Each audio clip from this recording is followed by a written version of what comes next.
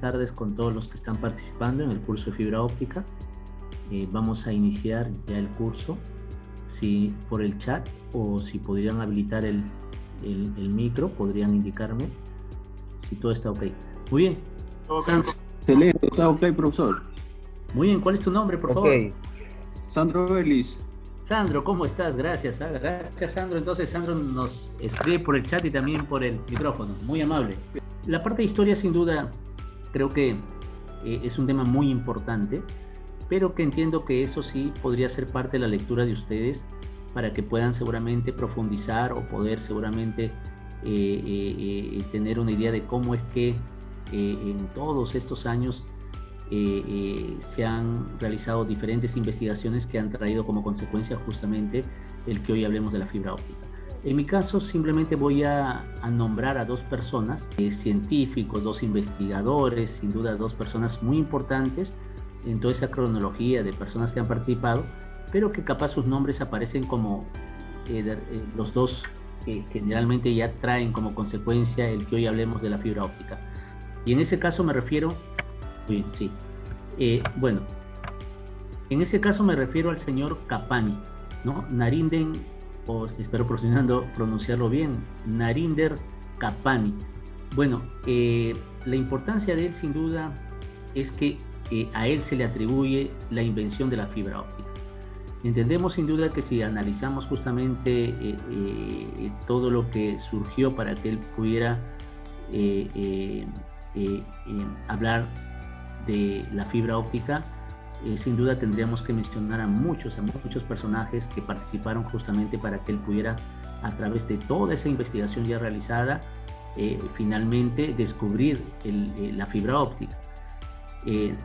Por otro lado, aparece también el nombre de Charles Kao, desde el punto de vista que es él el que desarrolla el modelo conceptual y luego hace los cálculos y las investigaciones necesarias para plantear la utilización de la fibra en telecomunicaciones, ¿no? Y entonces la idea de llevarlo ya al mundo que relaciona a las comunicaciones a distancia fue lo que llevó justamente a este señor a realizar esas investigaciones que terminaron justamente con soluciones para en ese momento y en esos años tratar justamente de comunicar centrales telefónicas, las que requerían seguramente una troncal que permitiera manejar esos anchos de banda que se requerirían por la gran demanda que había de la telefonía en esos años en Inglaterra.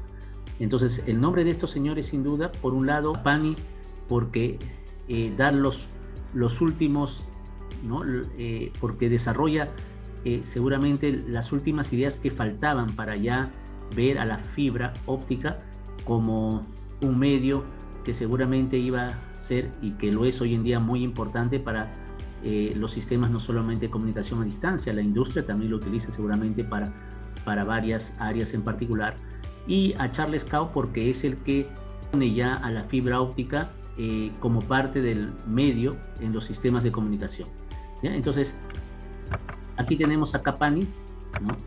Él es de origen indio, hace un doctorado en Inglaterra. Muy bien, vamos entonces con esta lámina. Esta lámina sí ya nos introduce a lo que es la construcción de la fibra óptica, ¿ya? En este caso, ¿qué debo de entender cuando alguien me habla de la preforma, ¿no?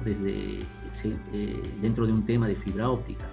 Debemos entender que si alguien menciona la palabra preforma y entiende bien lo que es la preforma, entiendo que él debe entender que este es perfecto.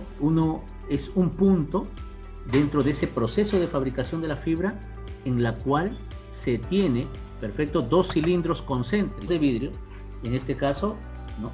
Que por un lado uno de ellos se va a llamar núcleo y otro de ellos se va a llamar revestimiento, ¿no? Entonces, cuando hablas de la preforma, simplemente hablas de ese punto en el cual durante el proceso de fabricación de la fibra se tienen dos cilindros concéntricos. En el escenario ideal, la fibra debería quedar confinada en el núcleo y debería viajar en base a una propiedad óptica que se llama reflexión. O sea, debería reflejarse constantemente y así viajar hasta el final.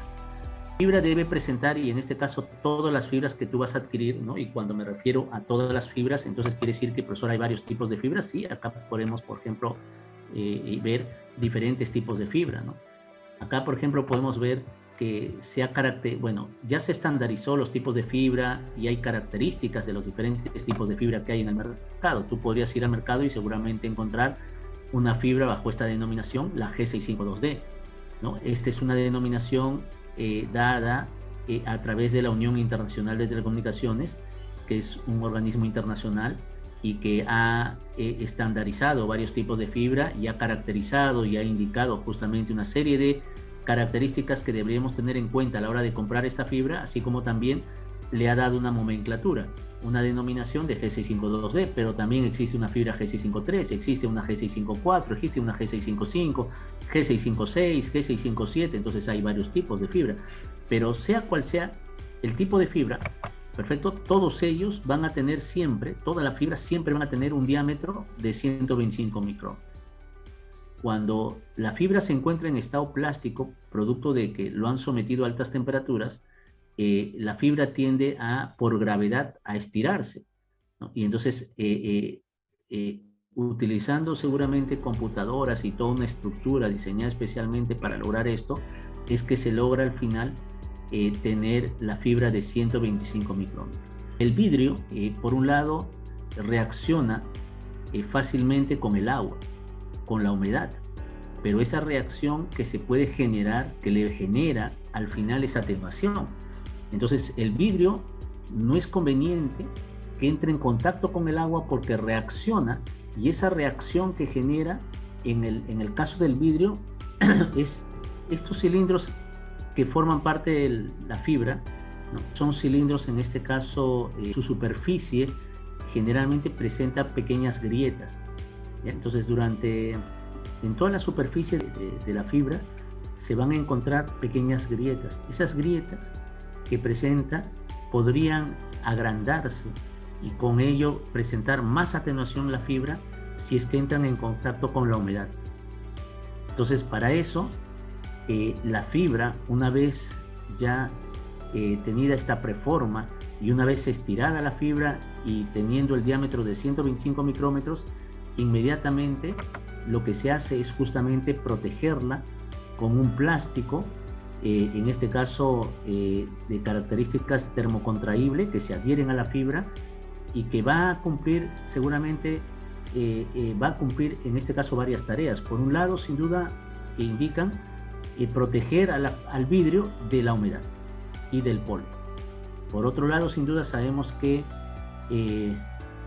la fibra tiene sin duda una resistencia mecánica, pero que sería bueno aumentar esa resistencia, y justamente el que va a aumentar esa resistencia también va a ser este recubrimiento primario.